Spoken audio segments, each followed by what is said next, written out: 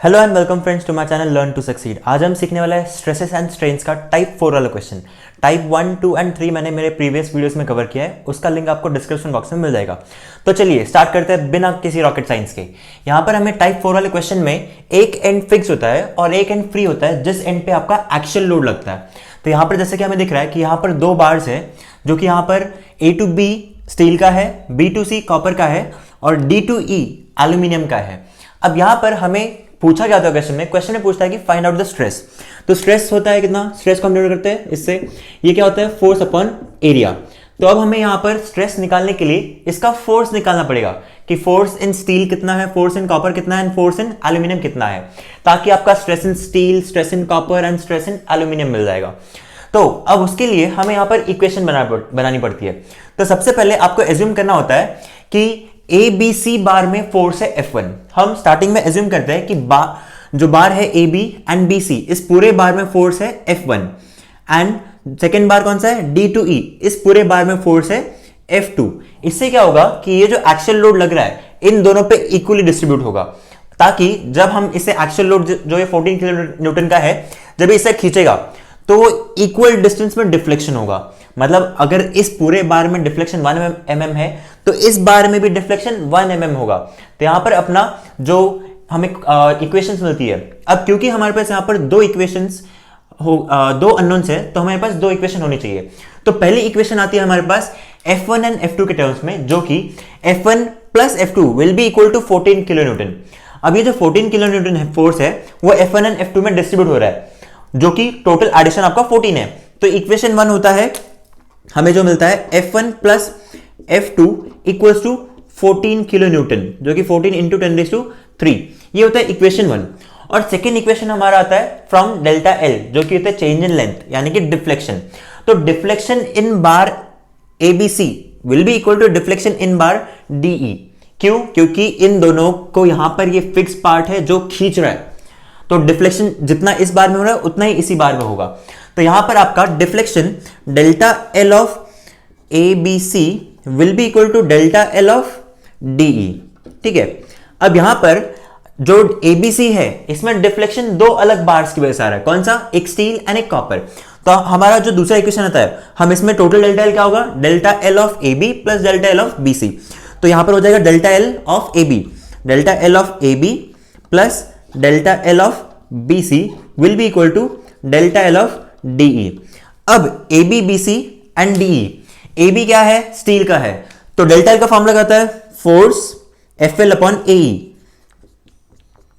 Of AB plus FL upon AE of BC will be equal to FL upon AE of DE। Okay, अब इसमें आपका FL upon AE of AB में F1 क्या है? F क्या है आपका? F1 है, यानी कि ये हो गया आपका F1। और BC में भी क्या है? F1 एंड DE में क्या है? F2। जब आप इसमें लेंथ का वैल्यू, A का वैल्यू, एरिया के लिए आपको यहां पर डायमीटर दिया है, डायमीटर 30 है, इसका 20 है और इसका 15 है। लेंथ आपको यहां पर दिया हुआ है कि इस बार का डायमीटर 1.2 है और इस बार का डायमीटर 0.8 है। तो जब आप ये सारे वैल्यूज पुट करोगे तो ये टर्म आएगा इन टर्म्स ऑफ F1 और ये भी आएगा इन टर्म्स ऑफ F1। तो यहां पर क्या आ जाएगा? This much amount of F1 plus this much amount of F1 will be equal to this amount of F2। तो फाइनली आपका इन दोनों का ऐड कर लोगे तो समथिंग F1 और ये F2 इससे आ जाएगा तो माइनस हो जाएगा, माइनस F2 इक्वल टू 0। तो ये हमारी होती है इक्वेशन नंबर 2। अब हमारे पास दो अननोन्स क्या है? F1 and F2। तो दो इक्वेशंस, इक्वेशन 1 एंड 2 एंड दो अननोन्स F1 एंड F2। तो इससे हमें यहां से मिल जाता है F1 एंड F2 का वैल्यू। जब आप इन दोनों इक्वेशंस को साइमल्टेनियसली सॉल्व करोगे तो आपको मिल जाएगा F1 का वैल्यू एंड आपको आ जाएगा F2 का वैल्यू। अब जैसे ही आपको F1 एंड F2 मिल जाता है, उसके बाद हम निकाल सकते हैं sigma of steel, sigma of copper and sigma of aluminium. कैसे? यहां पर सिग्मा ऑफ स्टील में क्या है? फोर्स क्या है? F1 है, तो यहां पर आ जाएगा F1 upon area of steel. Area of steel क्या है? π/4 d स्क्वायर, जो कि हो जाएगा π/4 d कितना है? 30 का स्क्वायर। कॉपर के लिए क्या आ जाएगा? कॉपर ये है, तो यहां पर फोर्स क्या है? F1 है, अपॉन एरिया ऑफ कॉपर क्या हो जाएगा? π/4 इंटू d कितना है? 20 है, 20 का स्क्वायर एंड फिर एरिया ऑफ एल्यूमिनियम, जब हमें सिग्मा निकालना है किसका, एल्यूमिनियम का, तो यहां पर sigma of aluminium will be equal to कितना, it will be equal to, इसमें फोर्स क्या है F2 अपॉन पाई बाय 4 और डायमीटर कितना है 15 का स्क्वायर। इस तरह से हमें मिल जाता है तीनों में डिफ्लेक्शन। तो आपको सबसे पहले निकालना होता है F1 एंड F2, ताकि आप यहां पर पुट कर दोगे और फिर बाद में इनका जो भी आपका स्ट्रेस है वो निकाल लेते हैं।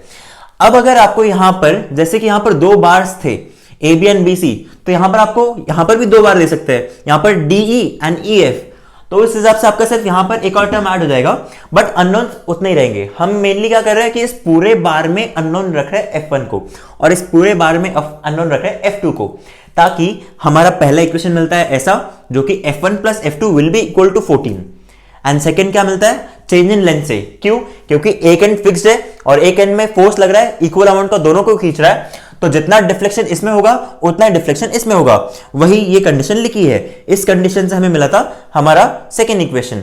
देन एक बार F1 F2 आ गया, फिर हम निकाल सकते हैं सभी के स्ट्रेसेस। तो इस तरह से हम टाइप 4 के क्वेश्चन सॉल्व कर लेते हैं। अगर आपको मेरा पढ़ाया समझ में आ रहा है तो मेरे वीडियोस को लाइक कीजिए, अपने दोस्तों के साथ मेरे वीडियो शेयर भी कीजिए और साथ ही साथ मेरे चैनल को सब्सक्राइब भी कीजिए। Thank you.